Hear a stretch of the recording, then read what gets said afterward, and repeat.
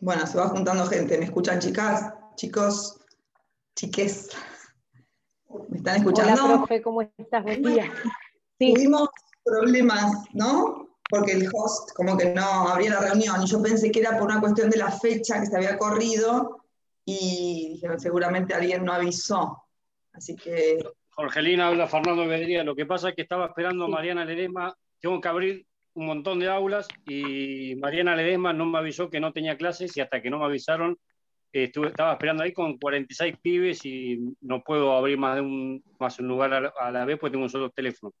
no pasa nada. Yo porque la verdad que tenía la duda con la fecha, que, viste, la habíamos prorrogado y dije, seguramente no avisaron. Ayer estuvieron los chicos y me avisaron a mí a las 10 de la noche que hoy había clase, pero no, ayer nada, los chicos estuvieron todos presentes, había Bueno, muchos. Ya te claro, la pasé como clase. anfitriona. Bueno, listo, estamos entonces, gracias. No No, no, pasa porque nada, yo espero. El tema era la incertidumbre. Chicos, acá veo, a ver, voy a pasar. ¿Cuántos somos? Re poquitos, 14 nada más. ¿Qué pasó? Pensaron que era feriado, nosotros trabajamos los feriados. Bueno, a todos los que están conectados, que son 15 ahora, les pido que se muestren, se exhiban. Vamos. Quiero verles las caripelas. Muy bien. Se me están de a poquito sacando la almohada. Dale, ¿todos bien? Quiero verlos. Quiero tener cierta familiaridad acá. Bueno, me faltan más. Vamos, de a poco. Sí, no pasa nada. No pasa nada. Yo no me voy a poner a chusmear que tienen puesto, ni si tienen lagañas. Yo simplemente quiero verlos. ¿Eh?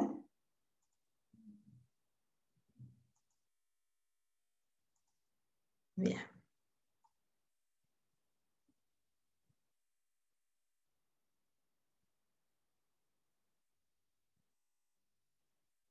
Bueno, acá me dicen que están en el trabajo, que no pueden activarla todo el tiempo, pero bueno, quiero que la activen lo más que puedan. Así empezamos.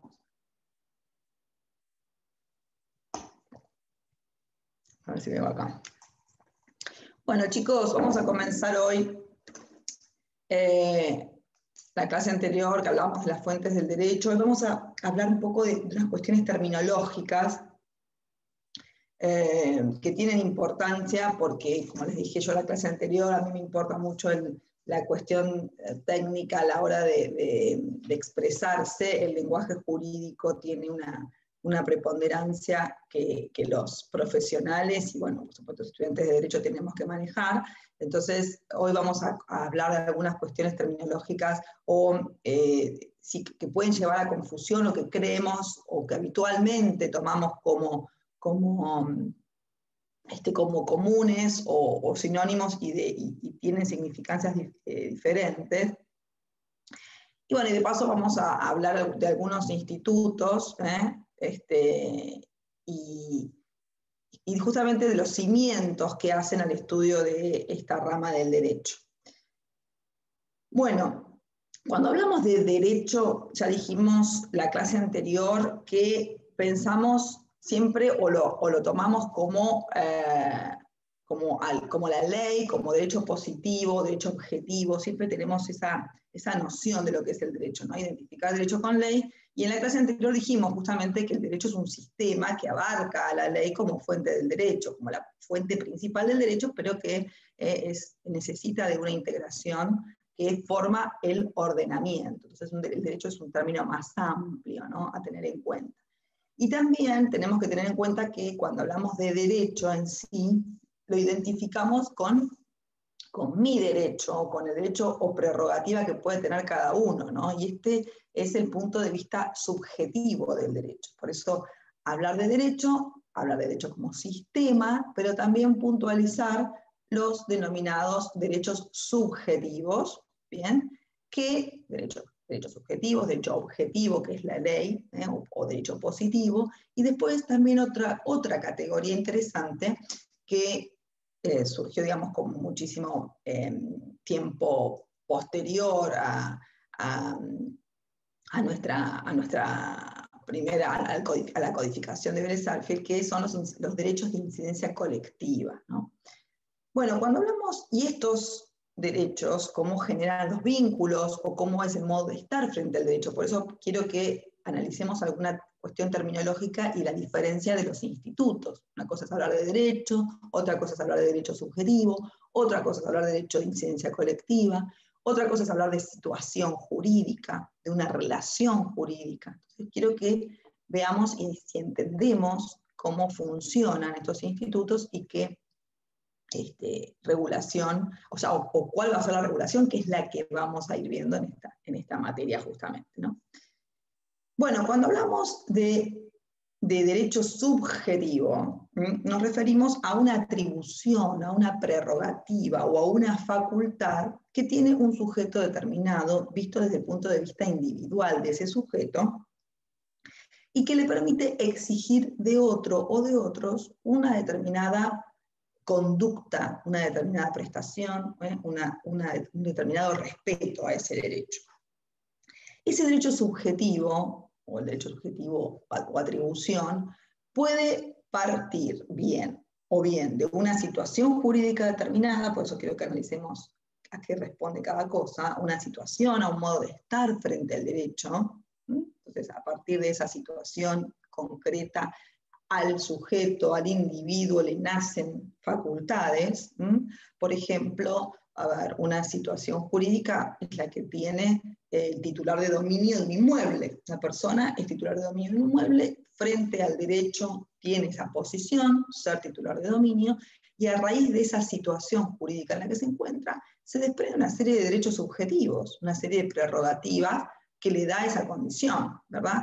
Por ejemplo, el derecho de usar y gozar de la propiedad, el derecho de disponer de la propiedad, o sea, venderla, cederla, hipotecarla y demás. O sea que ese derecho subjetivo nace de una situación jurídica concreta que puede tener el individuo.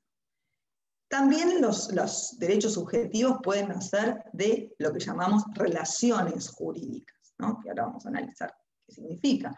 Vínculos que justamente, o acuerdo de voluntades por los cuales se le confiere a un sujeto un determinado derecho. Bien, por ejemplo, un vínculo que puede nacer entre el comprador y el vendedor, ¿verdad? Supónganse que estamos en el lado del comprador, bueno, ese vínculo hizo que el comprador tenga derechos subjetivos a gozar de la cosa, primero adquirir la cosa, bien, y a gozar de ella libre de vicios como estaba pactado. Entonces, esas cuestiones, digamos, esos derechos subjetivos nacen de, en este caso, un acuerdo de voluntades o un contrato.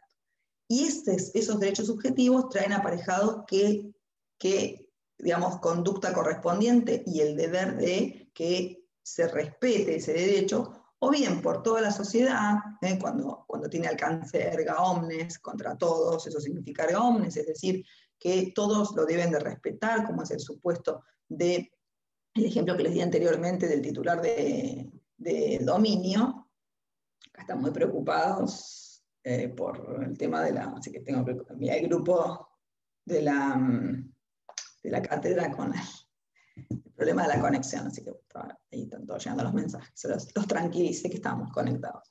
Bueno, y también pueden hacer, y también esa, digamos, carga o deber correspondiente puede ser, digamos, a cargo del co-contratante o aquel que le atribuyó los derechos subjetivos al titular de los mismos, ¿verdad? Entonces, cada derecho subjetivo importa el reconocimiento de una facultad, de una prerrogativa y la consiguiente acción judicial tutelar, es decir, si una persona está dotada de un derecho determinado, tiene una acción protectora de ese derecho que implica la facultad de hacerlo reconocer eventualmente en forma forzosa a través de la intervención judicial en caso de desobediencia por quien debe cumplir el reconocimiento de ese derecho. Como les decía, estos derechos subjetivos pueden partir de situaciones jurídicas determinadas o de relaciones jurídicas determinadas. Entonces, seguramente cuando vieron el artículo 7 del Código Civil y con la aplicación de la ley en el tiempo, que es un tema muy interesante, habrán visto justamente el efecto inmediato de la ley, que implica que la entrada en vigencia de la ley surte efectos aún a las consecuencias de las relaciones y situaciones jurídicas existentes, es decir, anteriores a esa ley. Entonces, ahí se habrán planteado, o seguramente habrán visto la necesidad de saber estos conceptos, ¿no? ¿Qué es una situación jurídica? ¿Qué es una relación jurídica? Bien. Es importante tener claro, porque una vez que sabemos, en realidad, a los fines de la aplicación del artículo 7 es indistinto el concepto, porque habla de las consecuencias, así que sean situaciones o relaciones, en cuanto a la normativa específica que estuvieron estudiando, no es relevante, pero sí deben saber, por supuesto, de dónde partimos, y cuáles son estas nociones o qué significan estas nociones. Y hay una diferencia, porque si bien de ambas, tanto de las situaciones jurídicas como de las relaciones jurídicas, nacen derechos subjetivos, bueno, tienen estructuralmente una diferencia. La situación jurídica es un modo de estar frente al derecho, por eso se habla de situación, de un estatus, del estatus jurídico, cuál es la posición de un sujeto frente a la norma, frente a una normativa y en un contexto determinado. Por eso la situación es un término estático, es decir, en realidad es un concepto estático porque no tiene, digamos, no tiene dinamismo, sino que es una posición, es en definitiva es un estado, ¿bien? Es un estado concreto, y que puede nacer tanto o de la disposición de la ley o de algún acuerdo de voluntades que importe ese reconocimiento. Por ejemplo, la mayoría de edad. La mayoría de edad, en principio, bueno, es un suceso, un acontecimiento, que todos en algún momento llegaremos o no, pero ocurre, bueno, eso genera consecuencias jurídicas, ¿bien? Ese hecho genera consecuencias jurídicas y es conformar al sujeto que adquiere la mayoría de edad en justamente en un ser con capacidad plena para el ejercicio de todos sus derechos, ¿bien? Entonces, la situación jurídica de que cumple la mayor de edad es esa, es la de ser plenamente capaz, ¿bien? Crea un estatus, crea una condición. El ejemplo que di anteriormente respecto a quien adquiere un dominio de una propiedad, o sea, el titular de dominio de la propiedad le da un estatus jurídico. De esa situación se desprenden derechos y deberes, ¿verdad? Entonces le genera un modo de estar frente al derecho que el derecho regula. Y como les decía, es un concepto, digamos, que tiene cierta permanencia mientras que duren las condiciones. Por ejemplo, hablaba del sujeto que tiene la mayoría de edad, es plenamente capaz, y es una situación que permanece en el tiempo. ¿Hasta cuándo? Hasta cuando puedas obtener alguna restricción únicamente de carácter judicial que afecte su capacidad. Entonces, en principio, hablar de situación jurídica es un concepto de permanencia, ¿no? De durabilidad, mientras que las condiciones permanezcan. En el caso del titular de dominio, hasta tanto no transfiere la propiedad o no sea afectado por alguna expropiación o alguna situación que le implique la pérdida del dominio, va a tener esa situación o esa condición jurídica respecto al tema del que tratamos.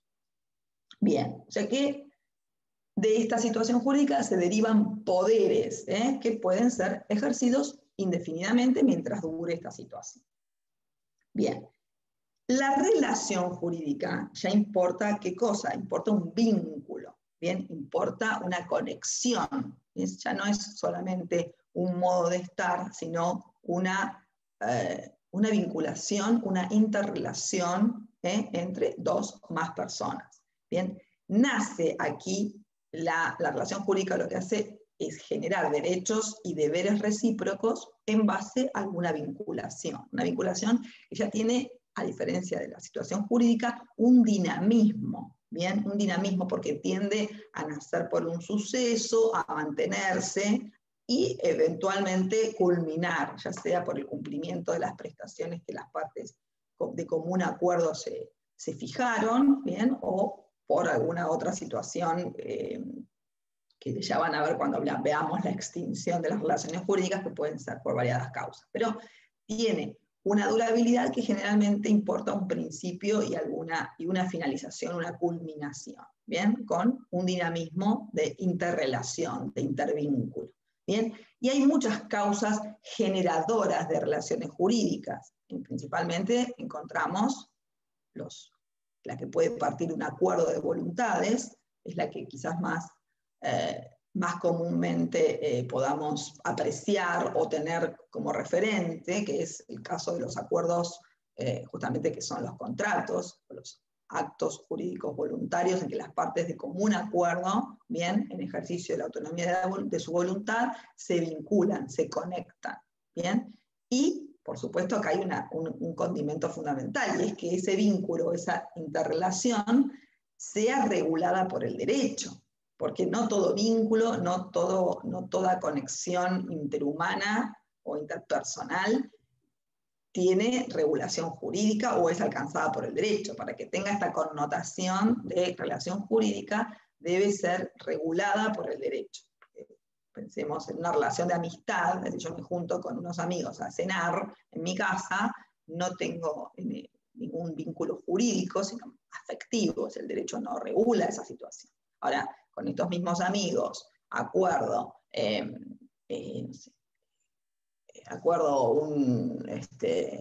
una sociedad para explotar determinada actividad, bueno, ahí sí, el derecho lo va a regular y va a establecer cuáles son los derechos y obligaciones recíprocas si el acuerdo de voluntades no es suficiente para regularlo, ¿va?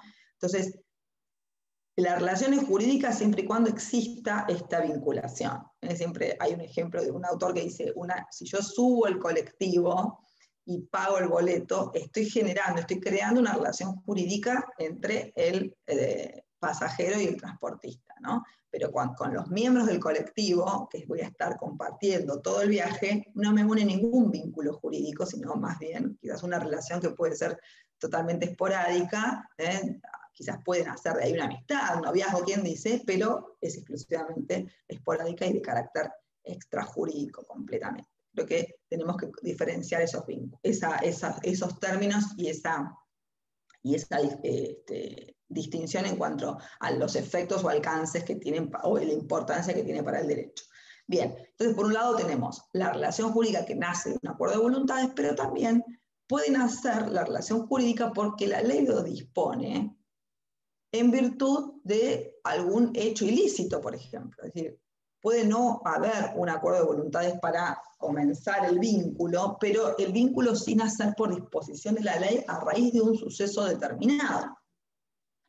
Es el supuesto de los hechos ilícitos, en donde una persona transgrede la ley por alguna cuestión, genera un daño, bueno, la víctima, que tiene derecho al resarcimiento, se vincula, se genera una relación jurídica que no era voluntaria, o sea, no era adrede la provocación, sino que porque la ley lo dispone se genera ese vínculo que nace del deber de responder, del deber de indemnizar o de reparar los perjuicios que eventualmente se hayan causado en virtud de ese hecho ilícito. Entonces, estas serían las dos grandes fuentes o causas de la relación jurídica, un acuerdo de voluntades o los hechos ilícitos que generan la obligación de reparar los perjuicios derivados de él. ¿Bien? Y así se genera el vínculo.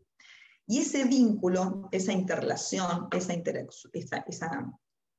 esa socialización de los sujetos involucrados, tiene la virtualidad de generar derechos subjetivos para una de las partes y deberes recíprocos. Antes, digamos, la doctrina hablaba de derechos y obligaciones, y hoy tomamos un término que es más moderno y es el de hablar de deberes jurídicos. Así que hay se genera un vínculo justamente que el derecho regula por la presencia de derechos subjetivos y deberes recíprocos, que muchas veces están interrelacionados y ambos sujetos, por eso siempre, ahora vamos a hablar de los componentes de la relación jurídica, pero a veces se habla de sujeto activo y sujeto pasivo, acreedor y deudor, ¿no? Como si uno fuese titular de derechos y el otro de obligaciones. Y en muchas relaciones o en muchos vínculos, generalmente todos los que nacen de los contratos, estos roles se mezclan permanentemente, porque ambas partes o ambos sujetos de la relación tienen derechos y deberes recíprocos. Unos tienen derechos, otros tienen deberes, pero a su vez el que tiene deberes también tiene derechos del que tiene derechos.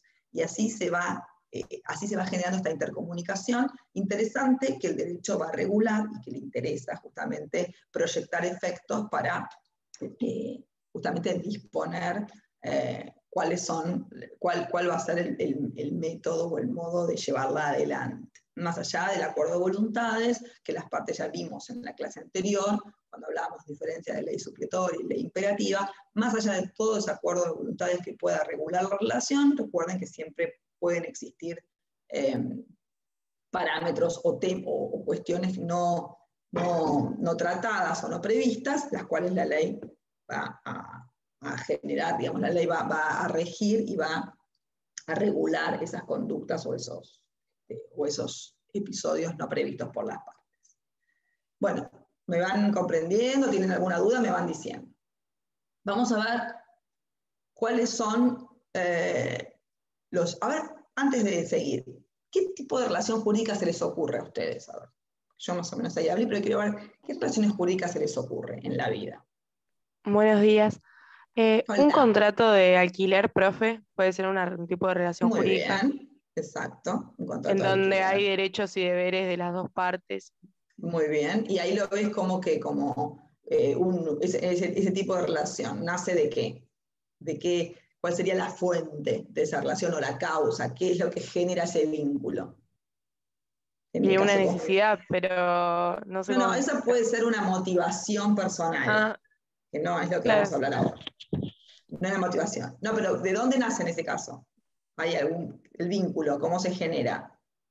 ¿De un qué? De un acuerdo voluntario. Muy bien, de un acuerdo de voluntades. Es la voluntad la que hace justamente la generación del vínculo. No va a ser un hecho ilícito o un suceso que el derecho regula.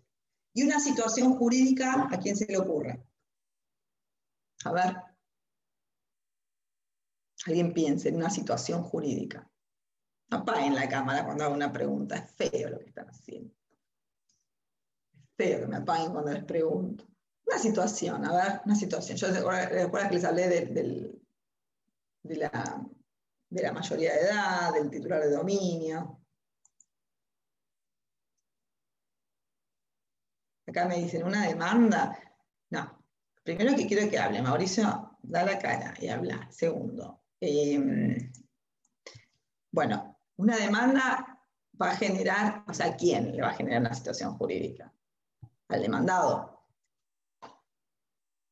Puede ser, o sea, alguien inicia una demanda, bueno, se genera en el demandado una situación jurídica de demandado, o el demandante de demandante, ¿sí? Está bien. Claro, al demandado decía, sí. Demandado se convierte en demandado, o sea, se le genera una situación en la cual que el derecho va a regular porque le establece pautas, y el demandante también, el demandante, igual ahí, además de generar la situación jurídica de cada uno individualmente, ahí se genera un vínculo. Esa es una relación jurídica de carácter procesal en ese caso, ¿sí? No va a tener regulación civil, sino procesal, porque existe una regulación del derecho de procedimiento, del derecho procesal civil y comercial, en la cual se regula el proceso judicial y por ende hay una relación jurídica procesal en ese caso. Tratemos de meternos en nuestra área, que es civil y comercial. Bueno, la situación jurídica, decíamos, por ejemplo, el matrimonio. El matrimonio en realidad es una relación jurídica, nace un vínculo entre los dos sujetos, ¿verdad? Hay un vínculo con derechos y obligaciones y deberes jurídicos recíprocos, es un acto jurídico, genera una relación jurídica, pero a su vez cada uno es cónyuge y el estatus de casado, o el estatus civil de casado, o ser cónyuge, genera una situación jurídica, ¿bien? Porque el efecto es de determinada manera al de estar casado.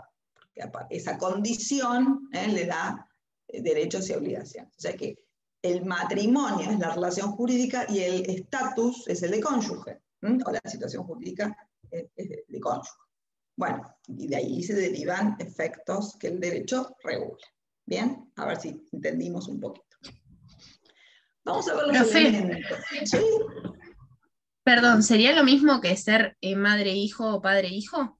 También hay la relación filiatoria, o sea, hay vínculos, hay una relación jurídica paterno-filial que genera derechos y obligaciones, y por supuesto ser padre o tener la carga de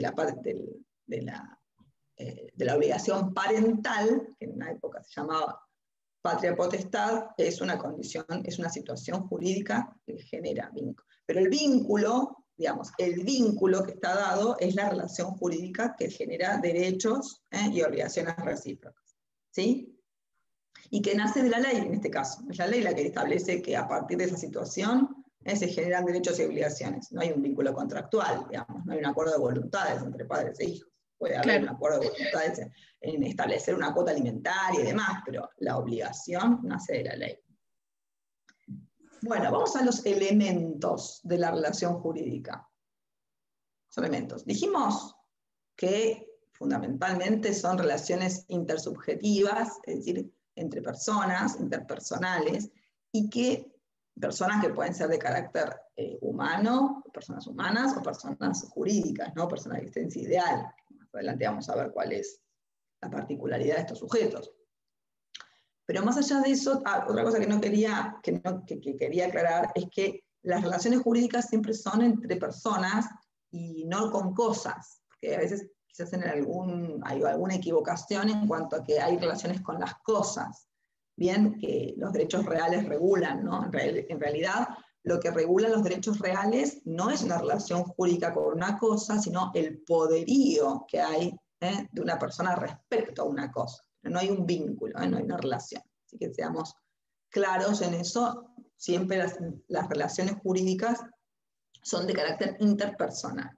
Bien, con personas. Como les decía, personas que pueden ser humanas, o personas de existencia ideal, o personas jurídicas, no importa, pero sujetos. Este es digamos, el elemento fundamental de la relación jurídica. Los sujetos. Los sujetos son aquellos que también se denominan parte. Ya vamos a ver más adelante los distintos, cuando hablamos de sujeto, unas bolillas que siguen, que pueden ver muchos roles dentro de una relación jurídica en cuanto a la parte, el representante, los terceros, pero cuando nos referimos al sujeto de la relación jurídica nos referimos a la parte, ¿bien?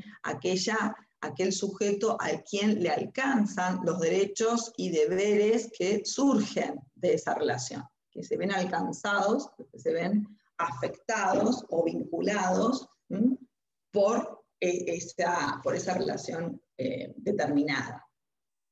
Se los denomina entonces parte a los sujetos. Y también la doctrina ha hecho como una aclaración o una clasificación en cuanto, depende del rol que tengan, sujetos activos o pasivos, ¿no? Cuando hablamos de sujetos activos nos referimos a los titulares de los derechos subjetivos que nacen de esa relación, mientras que hablar de sujeto pasivo implica, digamos, atribuirle a esa parte del acto o de la relación los deberes que debe cumplir respecto a la otra, es decir, las prestaciones que se encuentran a su cargo y que nacen de esa relación. Como les decía, en muchos casos de vínculo, sobre todo aquellos nacidos de los acuerdos de voluntades, estos roles de sujeto activo y pasivo, en definitiva, se intercalan permanentemente, es decir, que hay derechos y obligaciones, pero de formas recíprocas, no exclusivamente en cabeza de uno de los sujetos, ¿no? En otros casos se ve más claro como el supuesto de aquella relación o vínculo que nace, por ejemplo, de un accidente de tránsito. Entonces ahí vemos que quien causó el daño, o el autor del hecho ilícito que manejando atropelló a otro, es el sujeto pasivo, sin duda, porque es el que tiene el rol, el deber atribuido por la ley de reparar los perjuicios, mientras que la víctima es el sujeto activo, es quien tiene el derecho a la reparación, a la indemnización o resarcimiento de los daños que haya padecido. Entonces ahí sí se ve claro, y ese es un rol bien destacado de las partes de la relación. Pero en los contratos, en los acuerdos de voluntades, en las relaciones que nacen de vinculaciones voluntarias, generalmente estos roles se intercalan. Pensemos en un contrato de compraventa, pensemos en el contrato de locación, que hablaba Nadia recién. Contrato de locación, claramente, para ir a ese supuesto.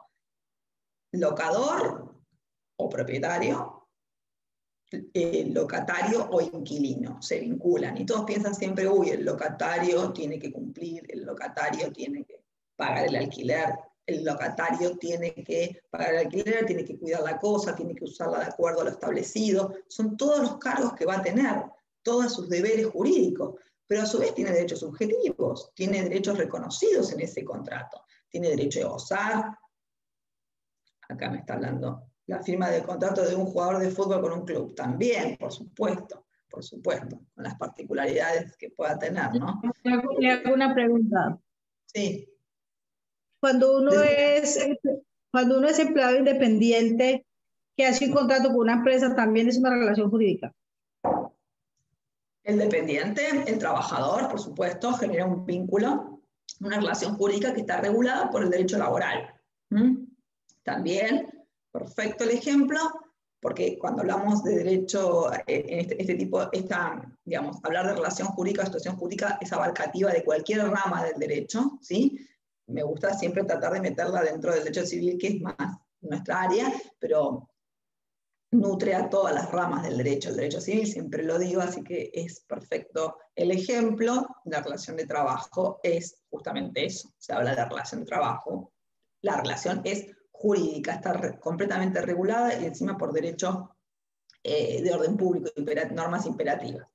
Bien, entonces volviendo al ejemplo anterior, vemos cómo en cabeza de este sujeto locatario nacen una serie de deberes, de cargas, pero también las prerrogativas, los derechos subjetivos, ¿bien? Que son el uso y goce, que, digamos, del bien alquilado, de acuerdo al destino estipulado, que no ser turbado, no ser en esa posesión, más otros derechos que nacen.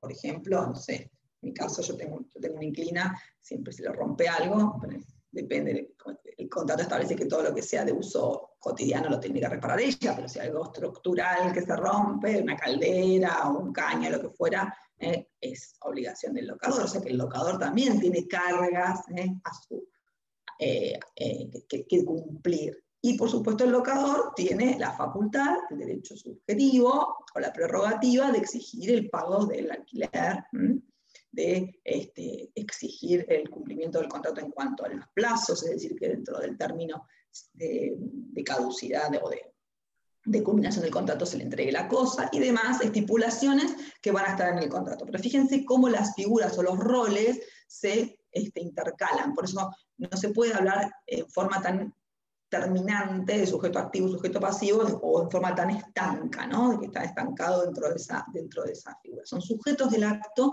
en cuanto que tienen ambos, ambos tienen, digamos, derechos y obligaciones recíprocas. ¿Bien?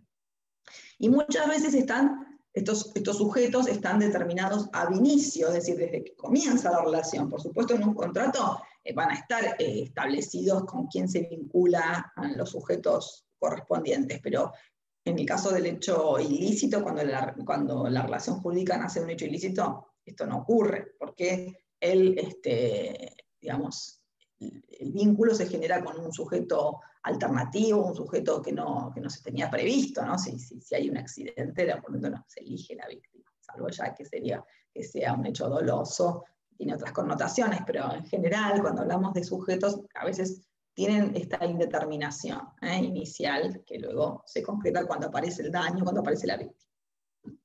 Bueno, vamos al segundo de los elementos de la relación jurídica, que es el objeto, que es esa nota externa sobre la cual recae el poder del titular del derecho, ¿sí?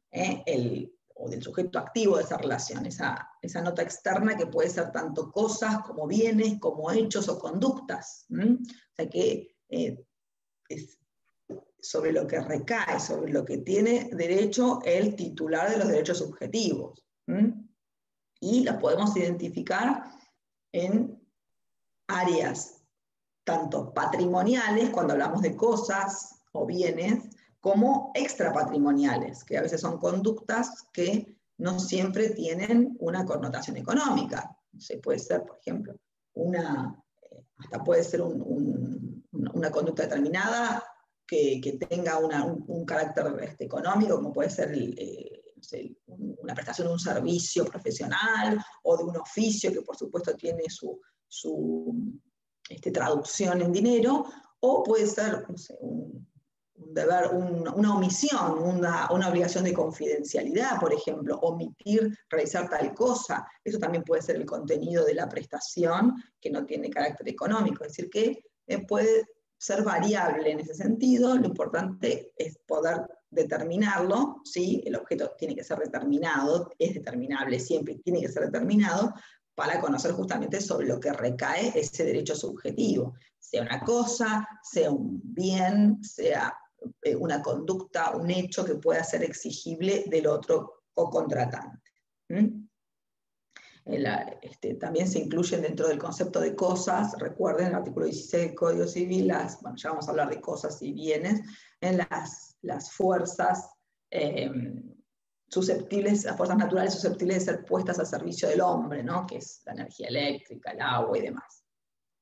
Bueno, este es el objeto que también nos vamos a referir más adelante en forma más concreta. Estos elementos que estamos mencionando, ahora es a título, digamos, justamente a título de presentación, porque en las sucesivas unidades los vamos a analizar con detenimiento, ¿no? Que es lo más rico, digamos, que ver, como les decía anteriormente, las características del sujeto, a lo que más vamos a hacer hincapié en cuanto a la capacidad, en cuanto a los tipos de sujetos y demás, y a los atributos de la personalidad del sujeto, nos vamos a referir en todas las unidades venideras, y después también el objeto, la clasificación de los objetos, la importancia, cómo debe ser el objeto de relación jurídica para su validez y demás. Que todo esto lo vamos a ir viendo en forma más detenida. Ahora la idea es presentar los temas para luego ir en profundidad. Bueno, la causa, las relaciones jurídicas tienen causa, recién dijimos, la fuente generadora, ¿no? De la cual emana ese vínculo, que puede ser de naturaleza voluntaria o contractual, o extracontractual, como es el supuesto de los hechos ilícitos, o los accidentes que generan esa obligación de reparar. Bien. Hasta ahora, ¿cómo vamos? Vamos bien, ¿no? No es tan complicado. Bueno. Y por último vamos a encontrar el contenido de la relación jurídica, que son justamente todos esos vínculos, los deberes y poderes, o facultades o derechos que nacen, que emanan de ese vínculo, y que justamente es la regulación correspondiente al ordenamiento. ¿Bien? Bien. Recién hablábamos de los derechos subjetivos, ¿no? Hablábamos de los derechos o individuales, o que nacen para un sujeto determinado, tanto de un acuerdo de voluntades como de la ley, pero a tener en cuenta también que existen los llamados derechos de incidencia colectiva.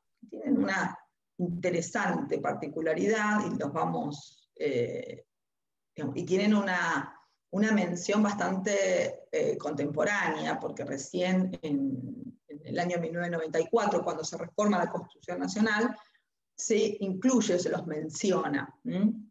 Se los menciona en el artículo 43 cuando se habla de la acción de amparo y de la posibilidad de ejercer la acción de amparo por agrupaciones o sociedades que abarquen, digamos, intereses, los denominados intereses difusos, es decir, o intereses o derechos que no tienen una titularidad o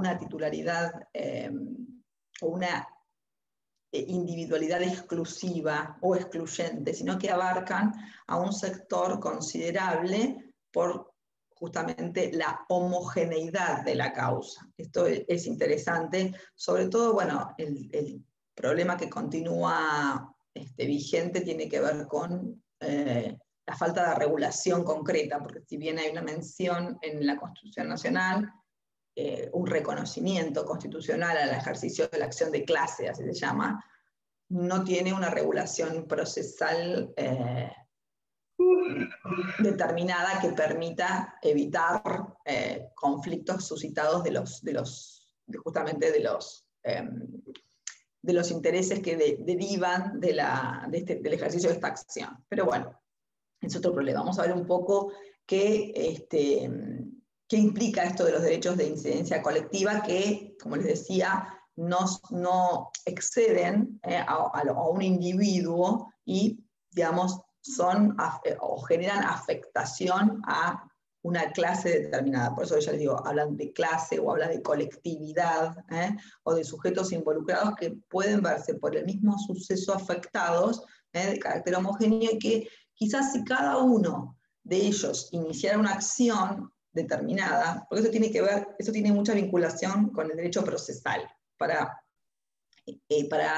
reconocer un derecho afectado, es decir, por eso hablaba de la protección. Los derechos subjetivos tienen una protección determinada, que es la acción judicial, justamente que permite que intervenga el poder respectivo, la autoridad competente, como es la justicia, para proteger en caso de vulneración de ese derecho, ¿verdad? A través de cómo actúa la justicia. La justicia actúa en materia civil siempre a pedido de parte.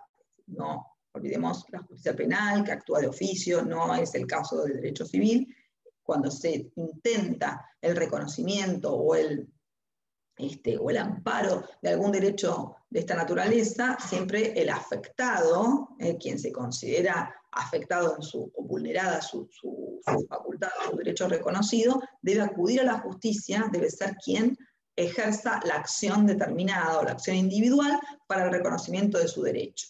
Eso es claro. Desde el punto de vista procesal, recién la justicia actúa por impulso del afectado y, en su caso, la sentencia o resolución que tome la justicia va a beneficiar a ese sujeto que inició la acción y por el cual, digamos, se abrió la jurisdicción. Este es el concepto básico de la actuación de la justicia y de la acción individual. Por eso, bueno, puede ser que un derecho se vea vulnerado en muchas personas, pero cada una de ellas tiene que iniciar una acción para poder encontrar reparo de su derecho, a pesar de que quizás está en la misma condición que otra, ¿verdad? Que inició la acción y logró ese reconocimiento. Bueno, pasa por ejemplo con los jubilados, ¿no? Los jubilados tienen, todos encuentran que su derecho se encuentra vulnerado a la hora de cobrar la jubilación, porque en realidad la Constitución Nacional reconoce el 82% móvil, pero en la práctica no se aplica esta disposición legal, y todos los afectados tienen que ir a la justicia y iniciar una acción correspondiente para lograr el reajuste de haberes. Cada uno de ellos va y cobra, y va a la justicia, acude en beneficio de su interés particular. El que no lo hace, por más que tenga el mismo derecho, no recibe ese beneficio, porque así opera el sistema judicial. En otras cuestiones, pero hay cuestiones en las cuales el derecho vulnerado o el interés tutelado tiene una homogeneidad tal que afecta a una clase determinada en un mismo sentido. Por ejemplo, aquellos derechos que derivan de la protección del medio ambiente. Tienen una incidencia para todos, porque si hay una empresa que hace que tiene una actividad determinada que genera contaminación en el agua, bueno, va a afectar a todos los que consumimos agua, y que cada uno de ellos sean los que inician la acción en beneficio propio, digamos, es imposible el cumplimiento de una sentencia que beneficie exclusivamente a uno. Bueno, para vos el agua no puede estar contaminada, pero para los demás sí. Entonces, eso generaría como un conflicto, una situación no de desamparo solamente, sino que de imposibilidad material, porque, digamos, no puede separarse el beneficio de esa acción para quienes no iniciaron la acción determinada. Por eso se convierte en una acción de clase, es decir, que cualquier afectado podría iniciar, pero además de cualquier afectado, quizás sí un ente representativo de una agrupación de esos sujetos, o también hoy día, y luego de la reforma constitucional, en cabeza del defensor del pueblo, que es la figura que, nuclea a todos estos seres que pueden verse afectados en intereses colectivos. ¿Bien? Bueno, como les decía, la Constitución habla de esta acción de clase, pero surge, además de estos intereses difusos que son homogéneos para todos, situaciones que pueden ser particulares en cuanto a la afectación, porque si bien, digamos, pueden afectar a todos los mismos que se encuentren en una condición similar, pero no estar nucleados por un organismo concreto.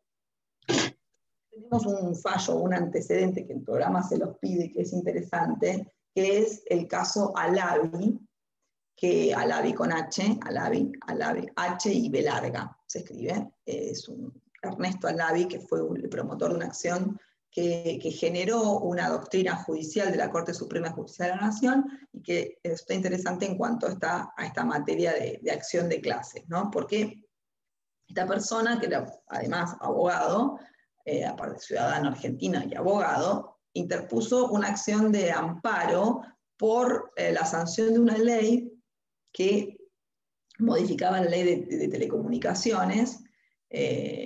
La ley era la 25873, la tengo anotada porque no la recuerdo, y en esta normativa que cambiaba la ley nacional de telecomunicaciones, obligaba a los prestadores de servicio de las empresas telefónicas y de Internet a captar y derivar las comunicaciones que prestaba y registrarlas con los datos filiatorios de quien se comunicaba, poniéndolas a servicios del Poder Judicial o del Ministerio Público para cualquier eventualidad o a requerimiento que tuviese el organismo del Poder Judicial cuando así lo decidiera. Tenía que estar a disposición todos los datos, la registración de las llamadas con los datos individualizantes y con todos los datos filiatorios de cada uno de los que se recibían el servicio.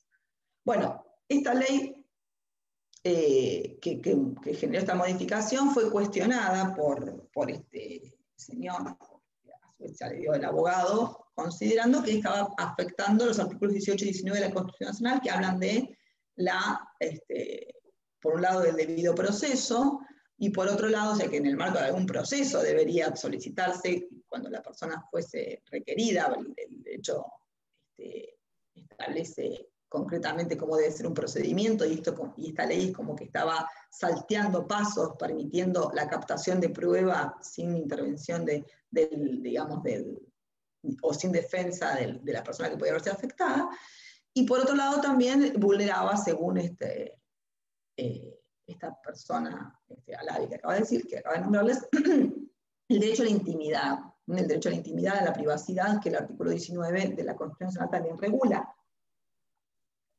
Sobre todo tratándose de un abogado que tenía también que resguardar secreto profesional y demás. Bueno, para que acá tengo preguntas que después si quieren me las hacen, porque si no, con el chat no, se me complica contestar. Me voy de eje. Acá tengo una de la ley supletoria, si la dejamos para el final, recordame por favor la pregunta al final. Bueno, cuestión que Alavi hizo la presentación ante la justicia contenciosa administrativa pidiendo el amparo, la declaración de inconstitucionalidad de esta ley, y logró esta determinación.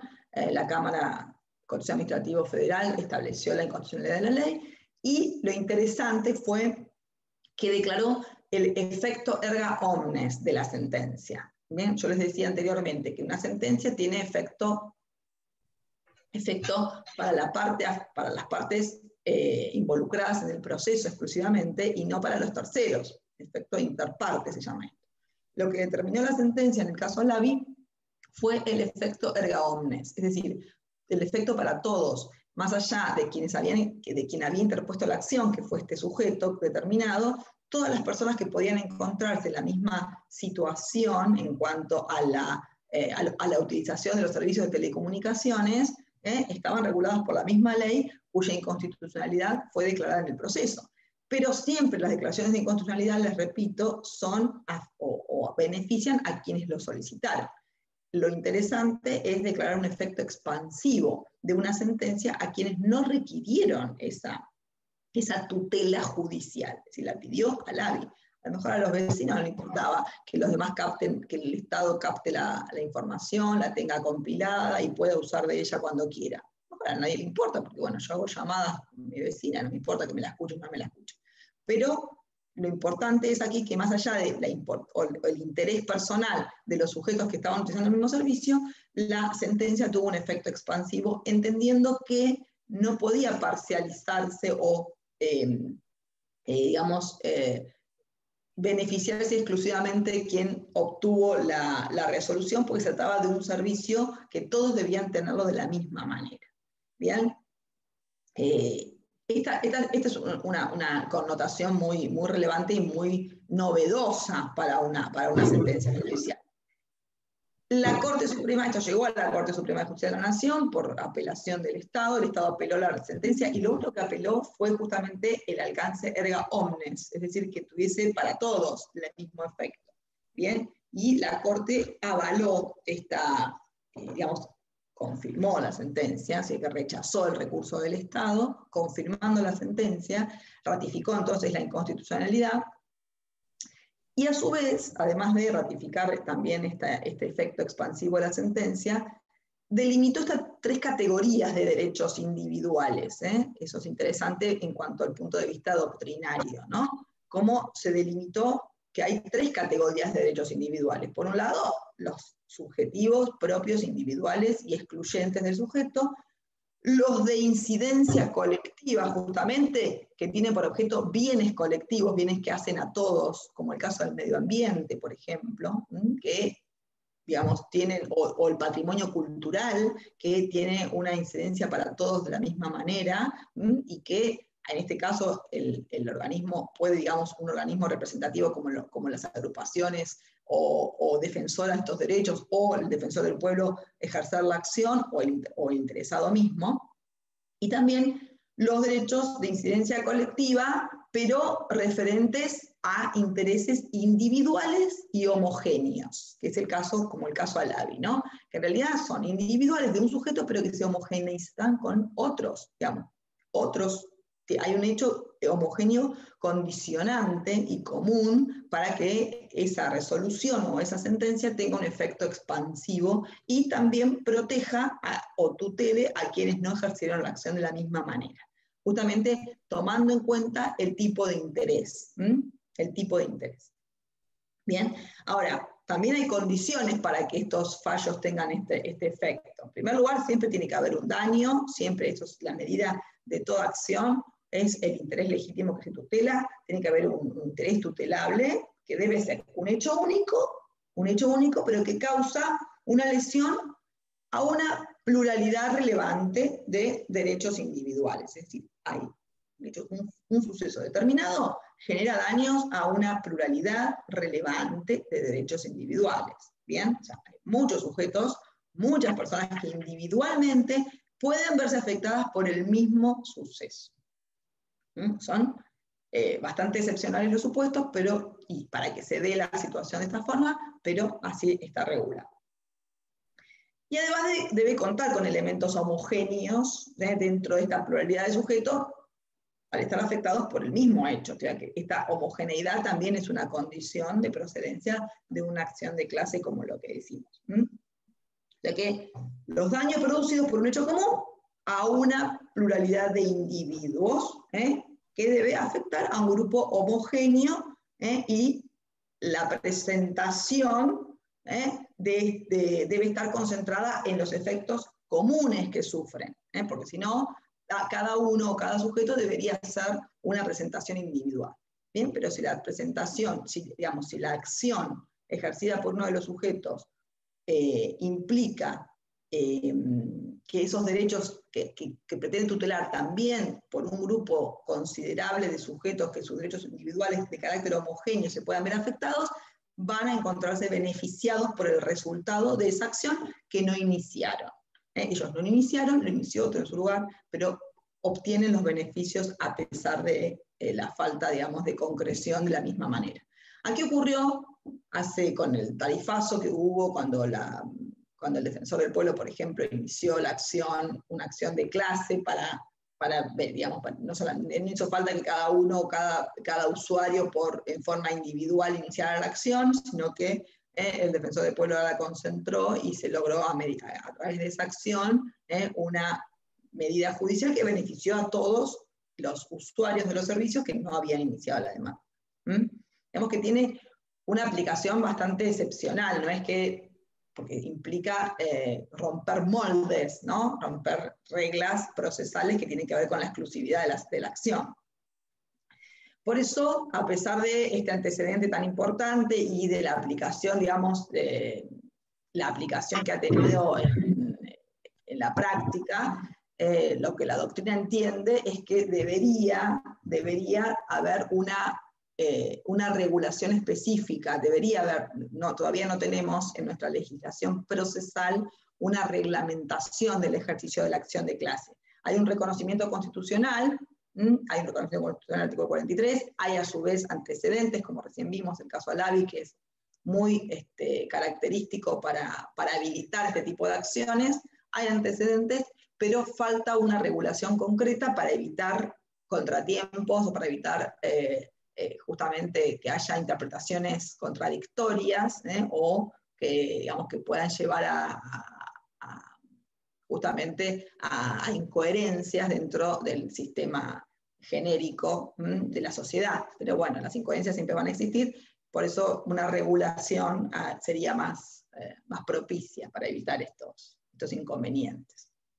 Bueno, como vimos, entonces, hay acciones de clase y acciones individuales, hay derechos subjetivos, derechos de incidencia colectiva. Lo importante es que ustedes puedan entender las diferencias, los conceptos, más allá de que ahora en las próximas clases nos adentremos al análisis concreto de las relaciones jurídicas y de sus componentes. Pero la idea es que tengan una noción abarcativa de los diferentes conceptos para que los puedan entender, o no lleve a confusiones en su cotidianidad o en el estudio.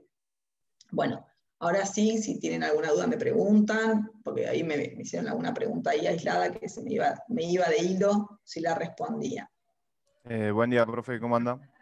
¿Todo bien? Revisé la verdad. Primero le quiero pedir disculpas por haber entrado tarde en la clase y tuve un par de inconvenientes. Y aparte hoy, que era un día no previsto para todos, de hecho también yo tengo... Sí, justo no estoy en el grupo de WhatsApp y me conecté porque ayer el profe dijo que tal vez había clase y bueno, tuve un inconveniente, pero pude conectarme y escuché la última parte de la clase. Tal vez no sé si estaba hablando sobre el tema, pero pregunté sobre las leyes supletorias, que lo leí varias veces en Rivera, pero no encontré en el mismo libro una definición de leyes supletorias. Busqué y no. No, bueno, porque me parece que es un modelo viejo, me parece medio viejo. Pero las leyes supletorias, mira, las vas a encontrar desde el derecho romano, que puedes hablar de leyes supletorias, así que no tiene que ver con el cambio ni del código ni la edición.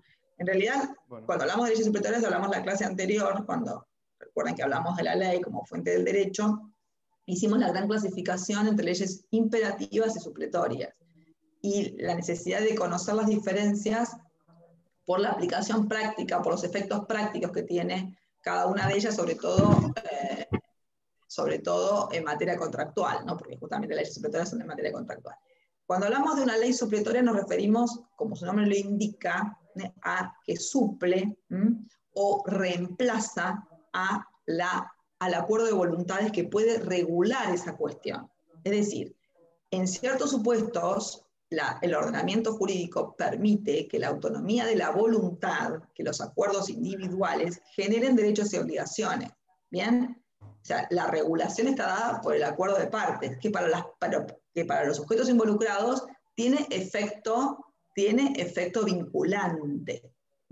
Los romanos decían, los contratos son ley para las partes. ¿Bien? Es una forma metafórica de la ley porque no tienen la generalidad, no tienen el modo escrito, no tiene autoridad competente, pero sí tiene vinculación. Es decir, el acuerdo de voluntades para las partes genera un vínculo obligacional que puede ser, atento al carácter obligacional, requerido por la fuerza o forzosamente a través de la acción judicial, ¿verdad?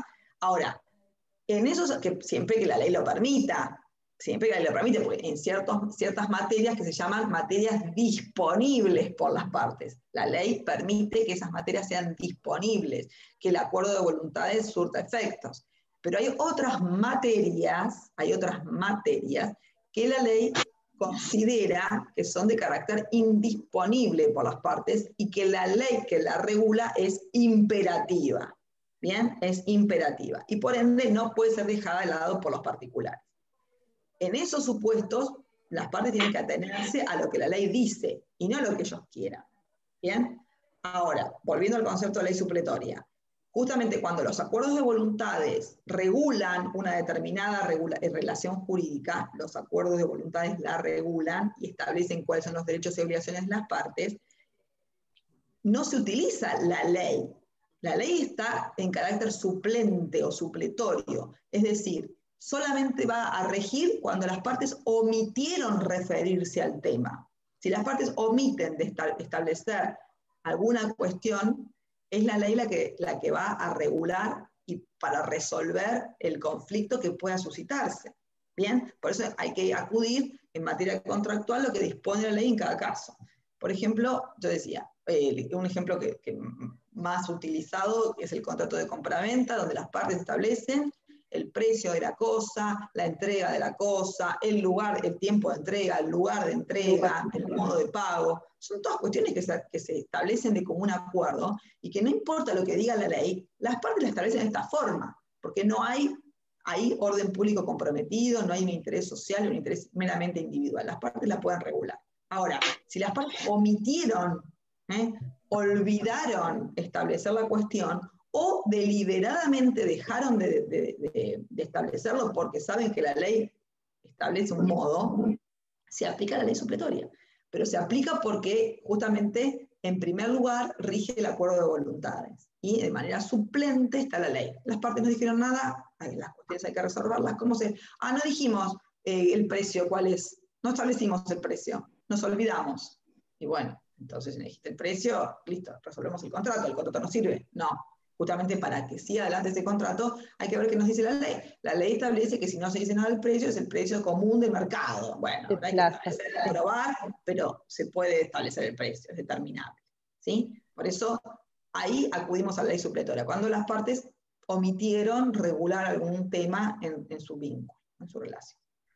Profe, perdón, Sí. puede ser también que, por ejemplo, las partes se vendieron, digamos, algo, pero algo es de más valor que el otro, digamos, y tienen que ir a la justicia para solucionar eso. Pero la voluntad fue en primera instancia, por ejemplo, no sé, yo te vendo a vos un inmueble que vale, no sé, 100 pesos y vos me vendés a mí uno que vale 200. La voluntad estuvo porque, claro, puede ser. Dentro de los acuerdos puede haber situaciones abusivas, puede haber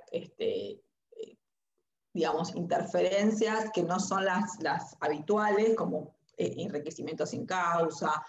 En principio siempre se tiene que respetar la voluntad de las partes, y excepcionalmente pueden aparecer estas cuestiones extras que generen la necesidad de intervención judicial para equipararla, para lograr el equilibrio, para acudir a una de las fuentes del derecho que es la equidad, pero bueno, tiene que ver la situación particular en concreto. O sea, yo en principio puedo hacer un mal negocio. Bueno, claro, podría ser un ejemplo, digo, o sea, como voluntad yo te lo vendí, aunque lo mío, digamos, te lo permuté, aunque lo mío era más barato, pero después vamos a la justicia y por ley, digamos... No siempre puedo ir a la justicia, porque en principio puedo comprar barato, o sea, los malos negocios existen, puedo comprar más barato. El tema es cuando hay un abuso de parte de otro, un engaño, tenemos que ver la particularidad, digamos, ¿no? Todos los sucesos habilitan la acción judicial.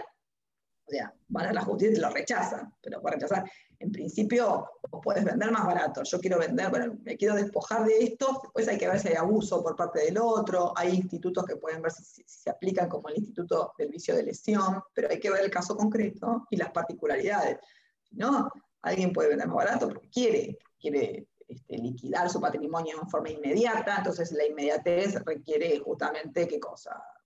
Bajar los precios. O sea, eso en principio no hay orden público comprometido ahí para nada. Ahora, si hay un abuso por parte del otro, tendré que ver si se dan las condiciones de admisibilidad de algún supuesto de que pueda anular o que pueda lograr el equilibrio.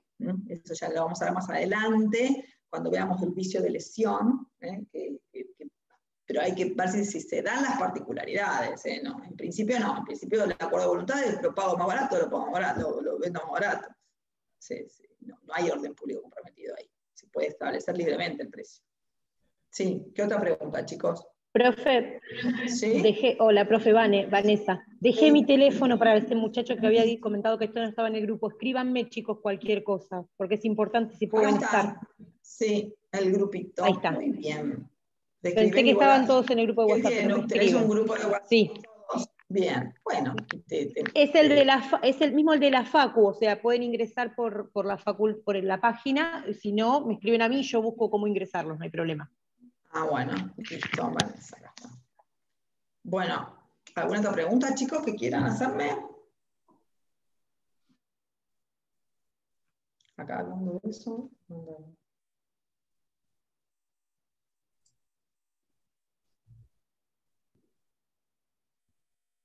Está. ¿Ninguna duda más? ¿Tenemos? Aprovechen estos minutitos. Bueno, entonces nos vemos, nos despedimos hasta el martes, que ya no. No, miércoles, perdón. Miércoles. El miércoles que viene. ¿Sabe que hoy estaba? Disculpe. No, los martes, hace mucho tiempo iba a los martes, por eso me quedó el martes, pero bueno, el miércoles que viene entonces, ya nos vemos, no tenemos más feriados nosotros. Pues tienen la semana que viene que arreglarlos de Semana Santa. Yo ya ahí no tengo problema. Sí. En el caso de Allavi, veo que en la Constitución, creo que no me acuerdo en cuál de los dos artículos, habla sobre la correspondencia, la inviolabilidad de la correspondencia. Sí, el 19. Bueno, lo que es llamadas telefónicas o mensaje de texto, ¿no puede ser también tomado como como correspondencia? Sí, completamente. Eso quería preguntarlo. Servicio de internet, digamos, todas las comunicaciones son inviolables. El principio de inviolabilidad está dentro del derecho de la preservación de la intimidad, que también lo vamos a ver cuando veamos derechos personalísimos, lo vamos a ver puntualmente.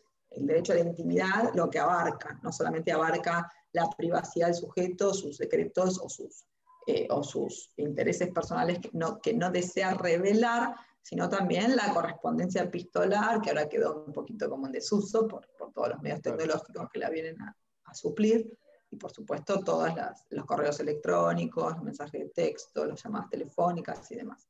¿Sí? Pasa que en Allavi, en realidad, bueno, justamente hay una ley de telecomunicaciones, lo que hacía era esta normativa, cuya inconstitucionalidad se declaró a través del fallo Allavi, era hacer a las empresas llevar un registro que ponía a disposición del Poder Judicial cuando lo requiriese, pero ni siquiera en el marco de un proceso, era una cuestión medio de espía, ¿no? Que había ahí subyacente, año 2009, por eso.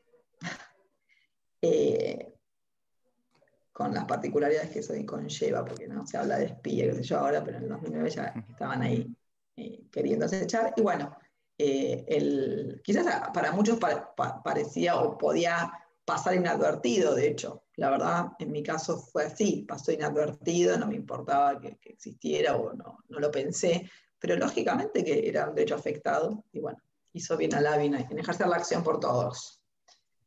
Bueno, chicos, ¿alguna otra duda? ¿Me preguntan? Aquí estamos. ¿Nada? Bueno. Bye bye. Chao, profe, gracias. Nos vemos, profe. Buen fin de. Chao, profe, gracias. Igualmente.